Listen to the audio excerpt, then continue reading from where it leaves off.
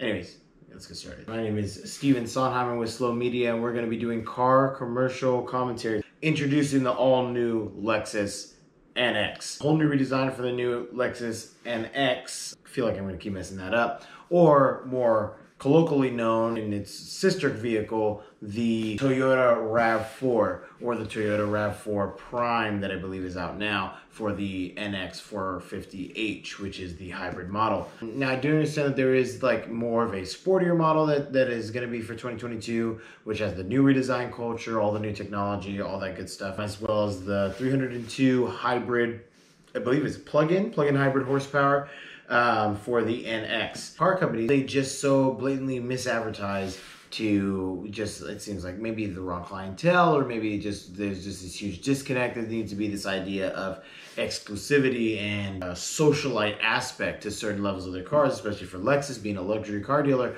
But when you boil it down, it's just luxury Toyota, and at the same time, that branch Toyota and the branch at Lexus, it's like they're both doing such luxurious, such strong things with their lineup of cars. It's blurring the lines a lot, so there's not really too much of a degree of difference other than design culture, you know, powertrain, motor, performance, things like that you're not going to find either in Toyota, or likewise that you're not going to find in Lexus. And we're going to go and get it started.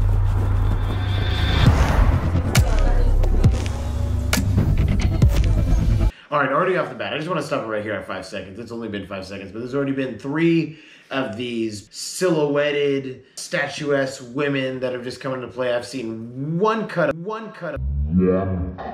the car so far, and 3 different women, or maybe this woman that I stopped at 5 seconds is the same girl. I'm not sure. Just the idea, first of all, that young ladies who are out being either professionals or being young, partying socialites in the big city of wherever this is supposed to be set in, LA, New York, Chicago, wherever it's supposed to be, that they would have the time, opportunity, and also the income to purchase such a low-end, middling, crossover, subcompact, very bottom of the barrel NX vehicle slash RAV4, that they wouldn't just be buying for the same price, I don't know, a Land Rover, anything else. But either way, the first 5 seconds have nothing to do with the car. Anyways, I'm gonna keep going. You can make a statement.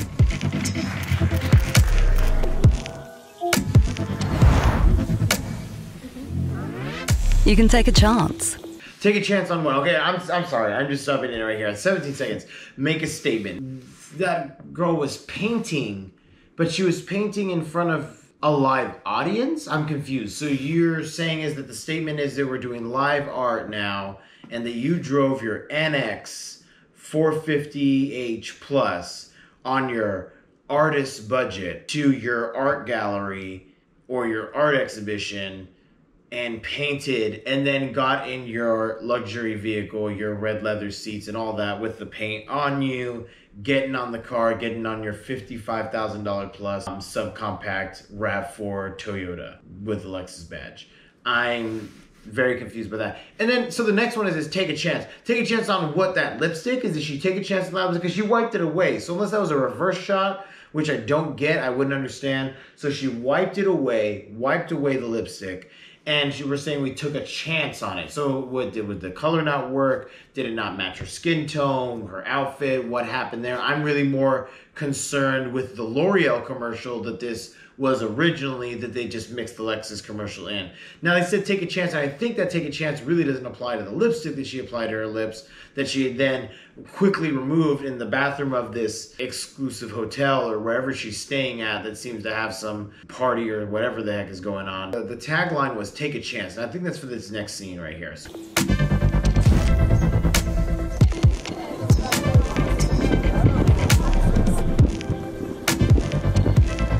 Stopping at 26 seconds. This is a very bad shot. I really wish I had not stopped at 26. Now, the previous scene said take a chance, and before we cut to the next one where it's the same woman who removed the lipstick, I'm guessing she removed the lipstick to hide the anonymity of this gentleman that she ended up meeting in the next frame, who probably let her know, it's like, I am in a relationship, or I am committed, or even married, so it's like, we will need to be for our promiscuity and for the night of ravenous lovemaking we're gonna have, it's like you're gonna have to take that off and probably whatever else makeup you have, so I don't have any evidence on my shirt. Unlike me though, I'm wearing a white shirt that would show everywhere, the lipstick, the makeup, all that good stuff. Him though, however, he's wearing a black jacket, so I think he's fine. So I don't think he needed to tell her to go take that lipstick off. All of this, however, has nothing to do with the 2022 redesigned Lexus NX. Let's move forward because this is such an ugly shot. 6 seconds of this woman and you just see the front of her collarbone and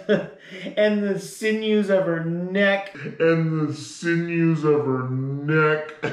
So anyways, I'm moving forward.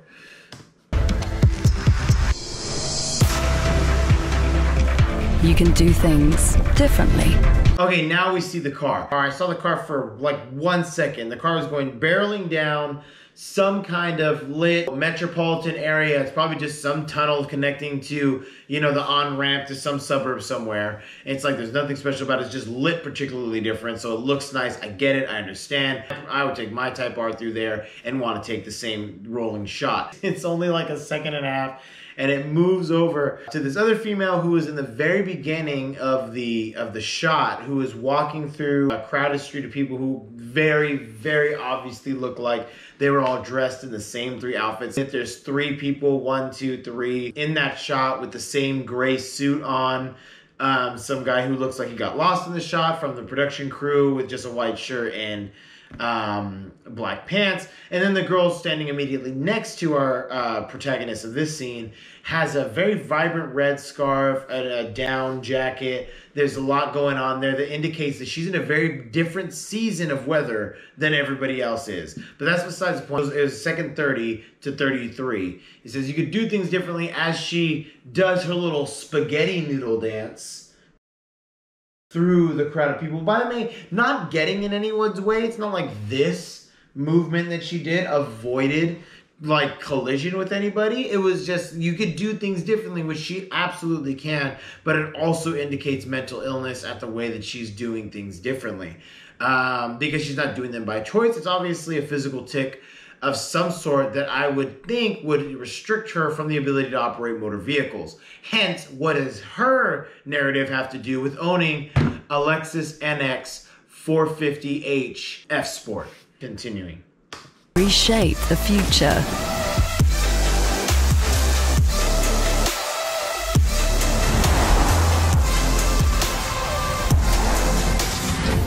But real change, true change, starts from within.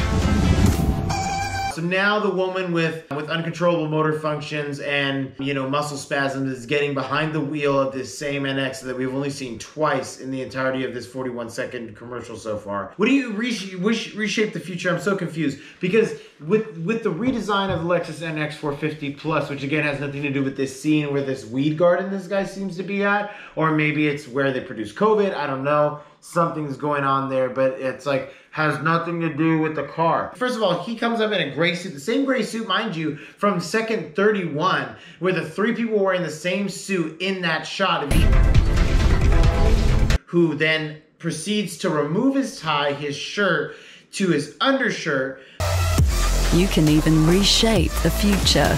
To his primary clothing before his professional garb to get into this hazmat seeming suit, which is more of just like a skin protection suit than a hazmat suit, because there's obviously nothing dangerous in the air, but it's more to this hand and skin so that it's not exposed to any of these dangerous chemicals probably used to produce super viruses that keep the entirety of the world locked in one place, while the Lexus 2022 NX 450 F Sport is here not being driven, not being sold, and not being shown by Discover Lexus. Back to my previous point, reshaping the future. Lexus isn't reshaping anything. They're finally producing vehicles that are coming to the forefront of every other car manufacturer. Ford, Nissan, Honda, even Toyota, which is the primary branch of their company, of the subsidiary that is Lexus, have had standardized safety features. Anywhere from 7 to 10 inch touchscreen displays,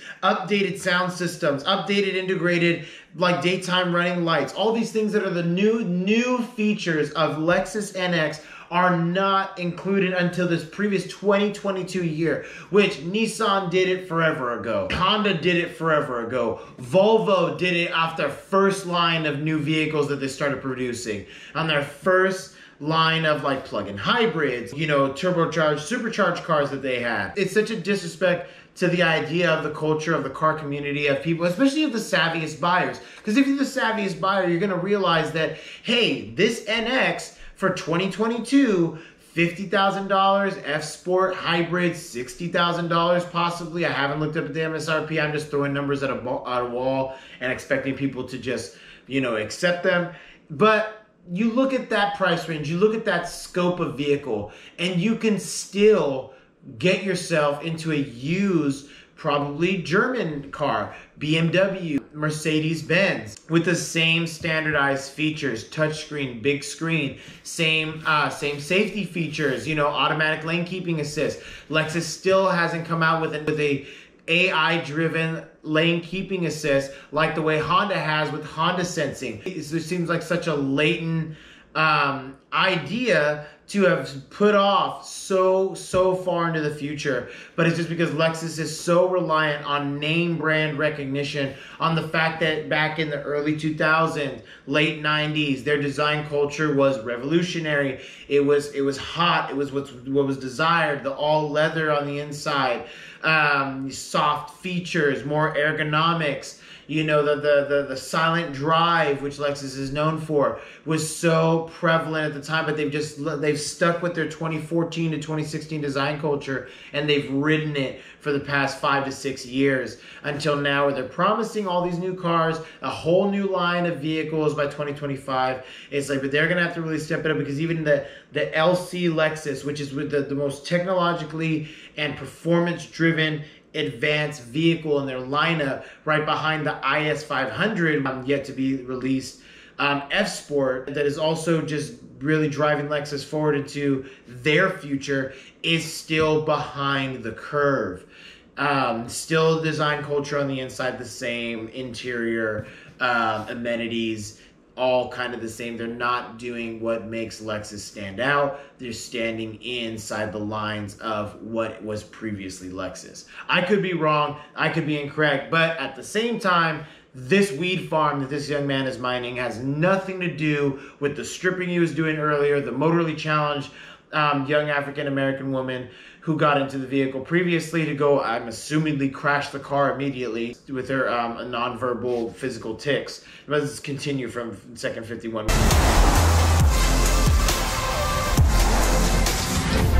But real change, true change, starts from within.